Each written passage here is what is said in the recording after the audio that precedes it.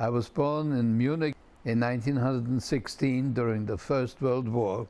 My earliest memory is that I saw my father coming home from the war, and my total rejection of him because I'd never seen him before.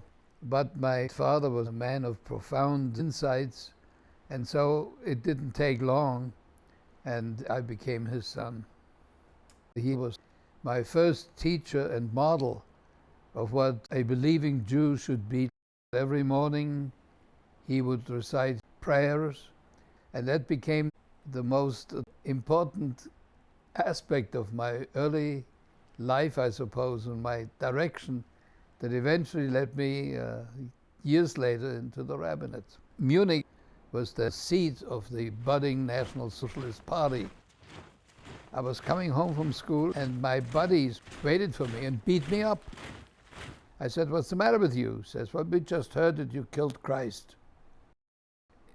In my late 18th year, I went to Berlin to enroll in the liberal rabbinic seminary. There was a notice posted on the bulletin board that a seminary in Cincinnati was offering scholarships. I wasn't the least bit interested.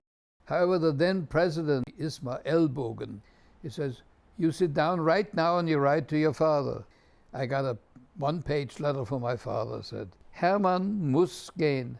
Hermann has to go." I will never forget hanging out of the window of the train that took me out of the Munich station and waving a handkerchief and seeing their handkerchiefs waving me goodbye. And somehow or other, I don't know whether I had an anticipation of it, but I felt terribly lost and alone. The God with whom I was in contact, as I thought, is gone.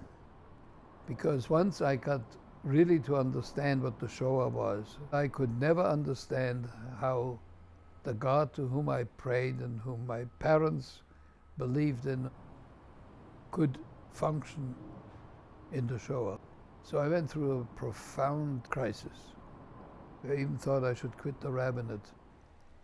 Fortunately, I read a book, I and Thou, by Martin Buber, who said life is a question to which we have to furnish the answer, and that it is God who poses these questions to us. That was an enormous discovery for me. I'm really so grateful to God that I'm living to this age and having had this experience, ancient though I may be.